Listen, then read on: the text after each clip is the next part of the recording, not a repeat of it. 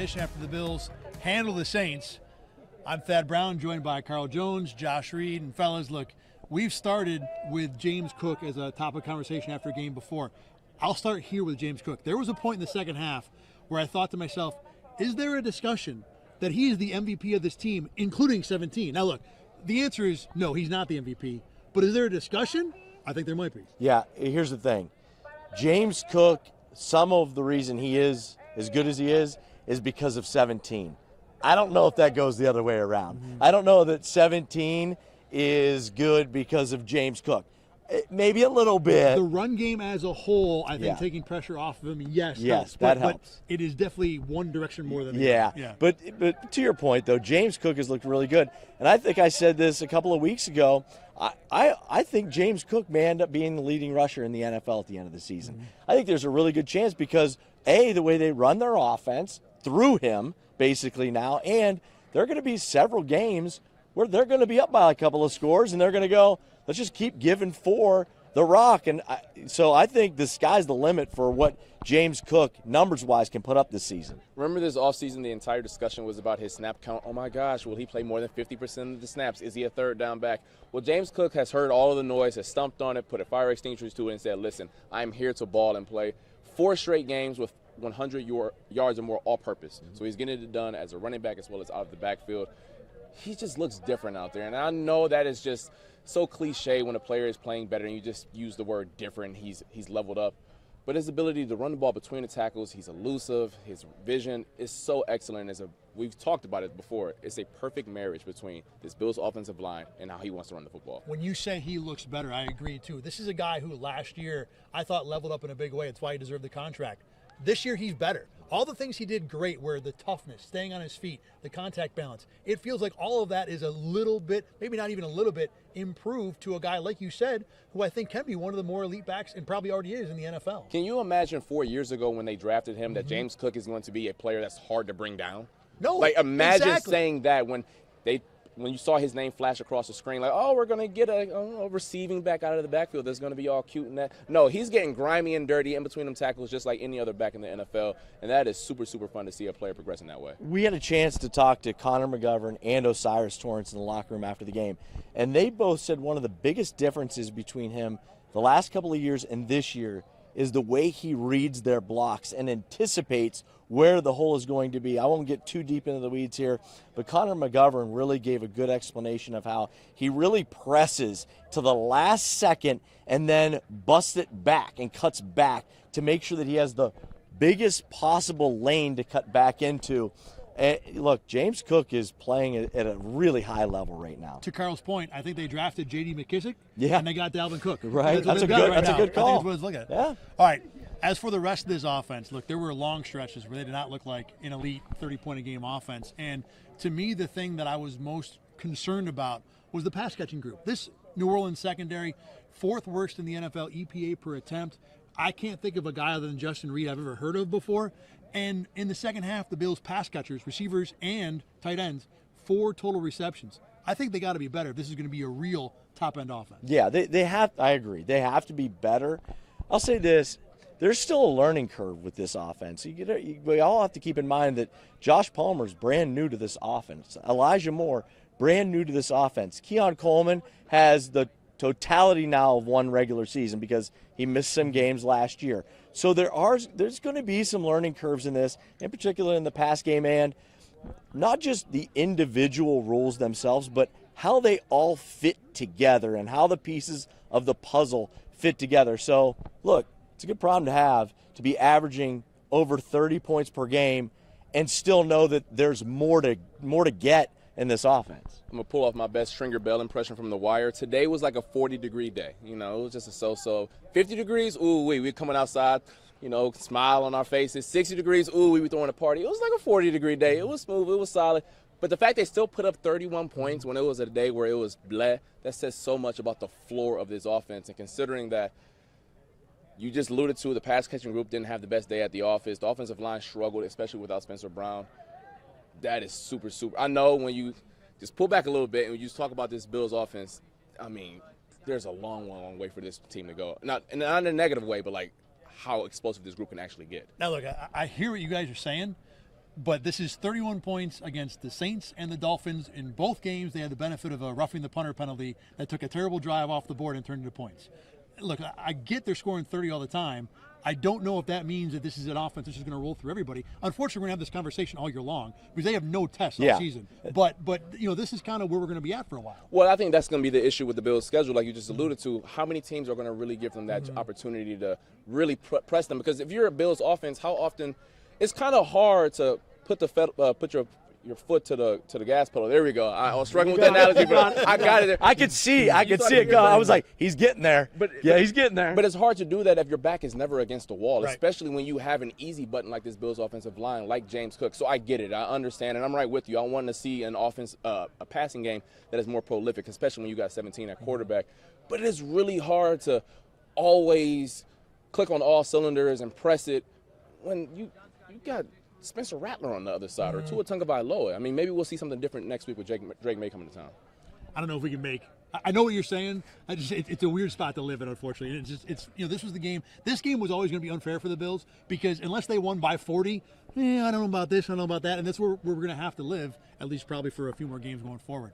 Let's flip it to the defensive side of the ball. The Saints did a run for 189 yards, 5.6 a carry, but every single time the Bills needed to play out of this defense, they got it. Cole Bishop ended the half. A.J. Epinesa sacks, fourth down stop. And this is kind of what this defense is, right, guys? A little bit of bend, but they don't break. Yeah, I was really impressed with the interception by Cole Bishop. I mean, it almost reminded me the athleticism on that play of something that we've seen in the past with Micah Hyde. Look, I'm not saying all of a sudden he just became number 23 back there, but just the way he was able to leap and kind of pirouette a little bit and one-handed.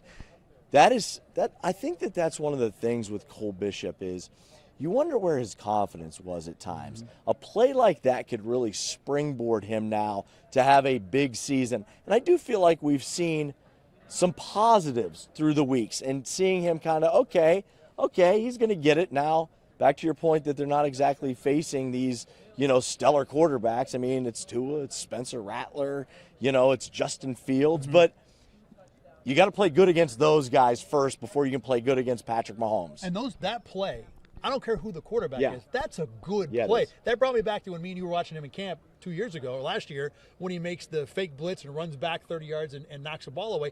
That, to me, was a perfect Cole Bishop play. I need to see more plays like that because I'm going to have the same energy you had towards the Bills offense that I'm going to have right now towards the Bills defense. I need to see more of that because when I think about this Bills defense against the upper echelon teams in the National Football League, you need dudes on this side of the ball because guess what? The Bills have good coaches, so does the Kansas City Chiefs, so do the Baltimore Ravens, so do the Detroit Lions. And so the coaches are going to equal each other out. We're going to need your Joey Bosa's, your safety to step up in the back end, your linebackers to make big plays. So if Cole Bishop can do more of that, I'm not saying he needs one-handed interceptions every single week, folks. I'm not saying It wouldn't hurt, though. It wouldn't hurt, but I'm not saying he needs to do that. But you're going to need some guys to level up because I hear you. The Saints did not score 20 points. But this Bills defense has not shown me anything to this point to make me believe that they're better than last year. And I think that's where I land, and that's where it's kind of concerning. And I get it. They're not playing anyone. It's not their fault. But that's kind of how I feel right now at the moment. I'm not sure that I thought I'd be living in a space coming out of week 4 where I'm going, I've been really impressed with the Utah guys, Dalton Kincaid and Cole Bishop. But guess what? Coming out of this game, those are kind of the two guys you go, hey, good outing for both those guys. When they needed plays again, they got them. Even Kincaid throwing a couple blocks. The block on that, Shakir touchdown was really good. It's a solid play. He's doing what he's supposed to do. So when you're getting plays out of those guys, and that was definitely an encouraging part of this, that those were the guys who were the heroes from this game. Going back to the energy, offensive and defensive, I think you have more of a right to have that energy with the defense because in the playoffs, that's been the unit that's let this team down. I can have I don't know about the offense, but the offense has been scoring 30 when it's mattered. The defense has been giving up 30. That's been the problem at the end. The Bills' passing game needs to be better. I'm not trying to just lay away those concerns, but defensively, it doesn't look any different September, whatever day we are, than it did in last year's playoffs, and that's where I want to see some improvements. I get it. Max Harrison is on the way soon. They got some guys coming off suspension. They're without Matt Milano and Ed Oliver.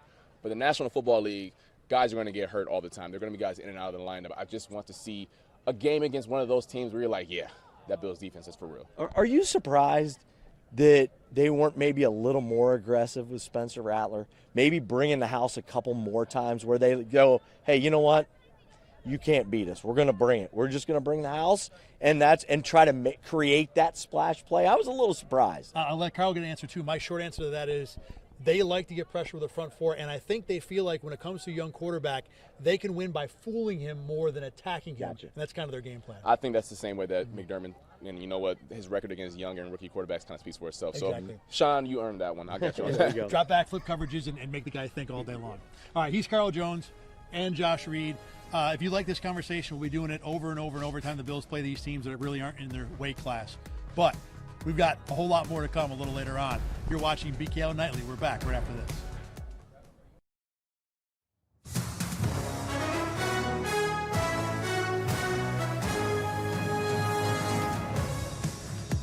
Thad Brown, Caleb Kerr back in studio here after the Bills take care of the Saints 31-19. Look, it was a win. It was a good win.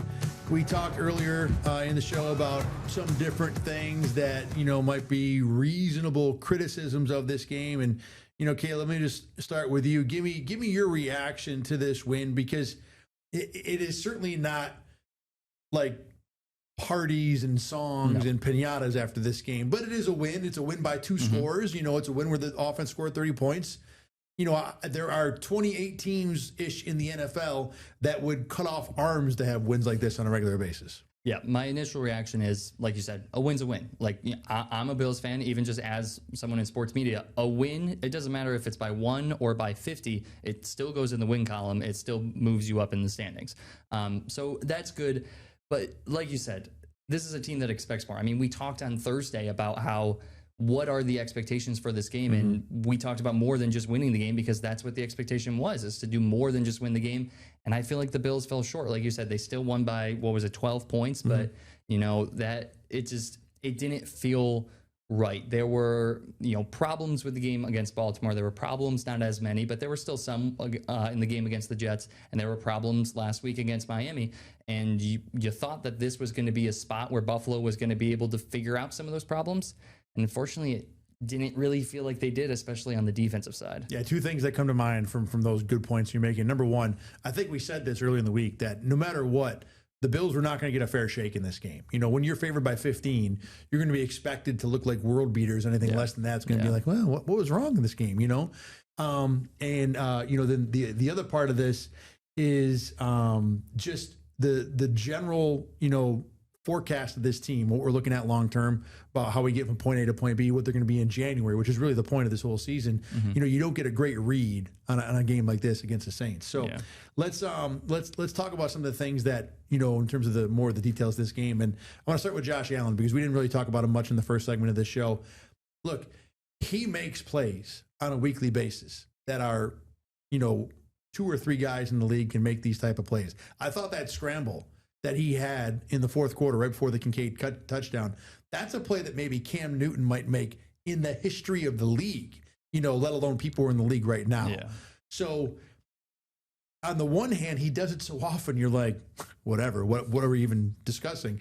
But on the other hand, when you have a guy that makes plays like this, it deserves to get talked about every single week. Oh, definitely. I mean, like you said, he just makes them on the regular and he's had so many plays in the past that are so much better than this one. Just going back to last season, the touchdown run against Kansas City, that tops this play by miles and miles, but that doesn't take away from how good this play was.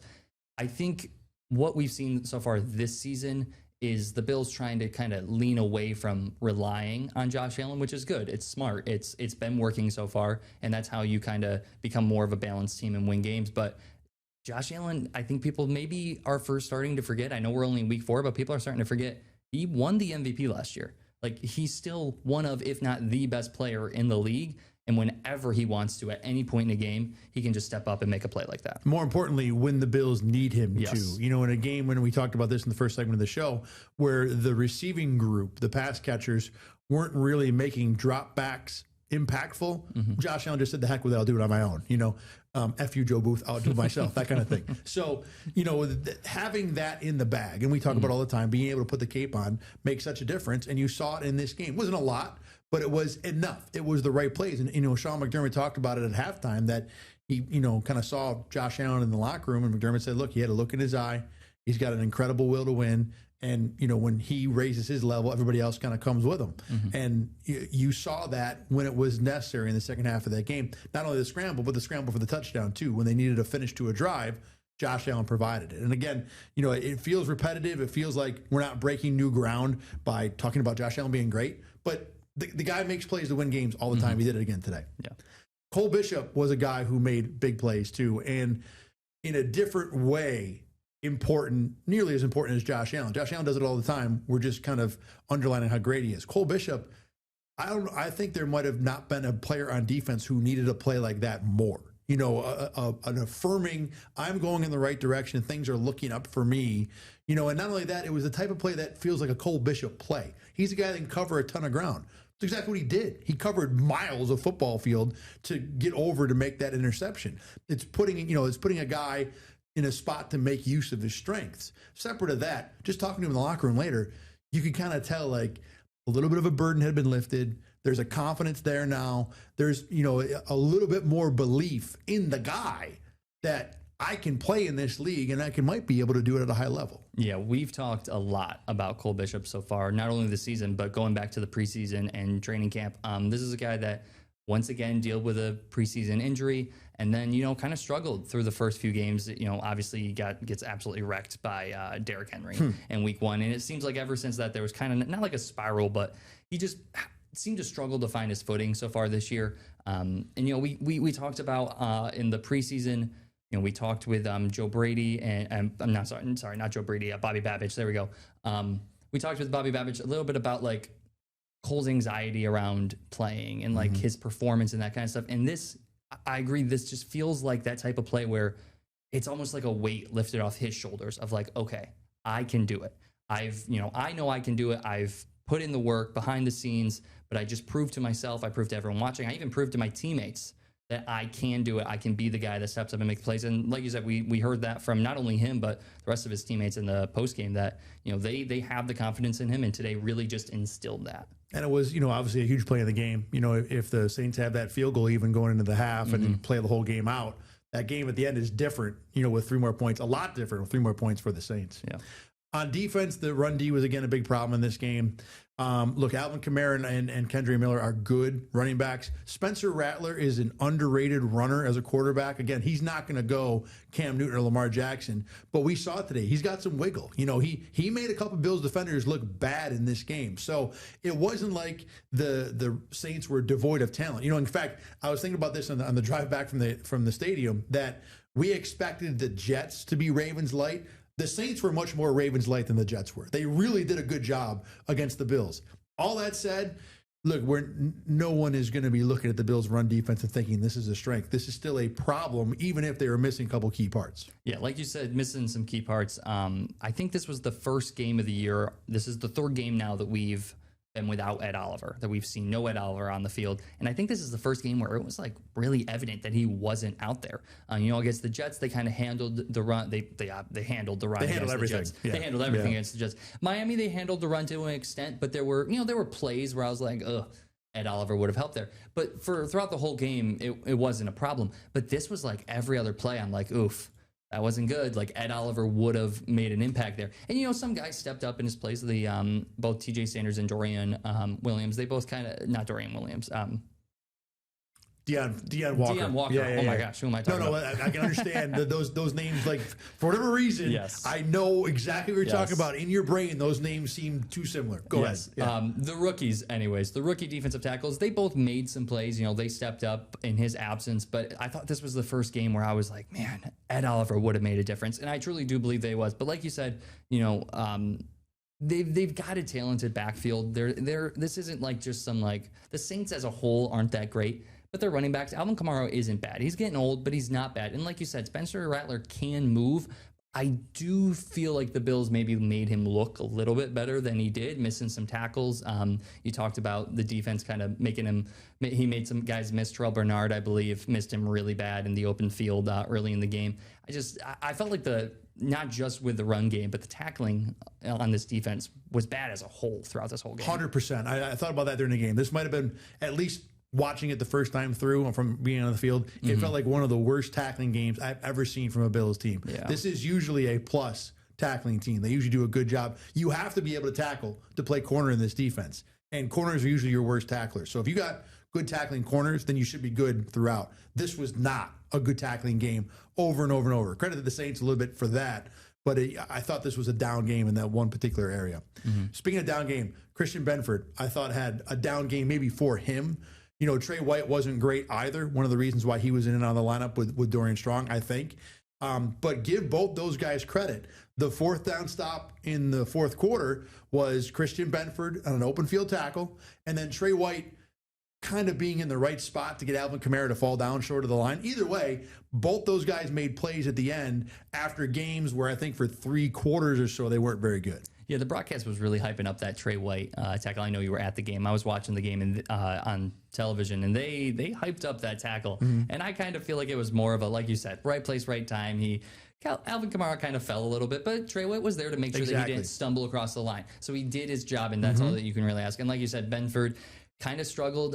He allowed that touchdown to Chris Olave. That kind of gave the Saints some hope, made it seem like maybe they were still in it. Made a one-score game. It made it a one-score game, and I don't think there was ever a real point where I was like, oh my gosh, the Saints could win this. But that play right there was the one where I was like, there's a small chance. But I thought he made up for it, making a huge third down tackle, and then obviously Trey White stepping up too. But it was a rough game for both of them. And then quickly to touch on Dorian Strong, I like that the Bills are playing him. I like it because we know what Trey White is, and we don't 100% know what Dorian Strong is yet. And I think Strong has made some plays. Strong had a couple tackles in this one that were pretty good.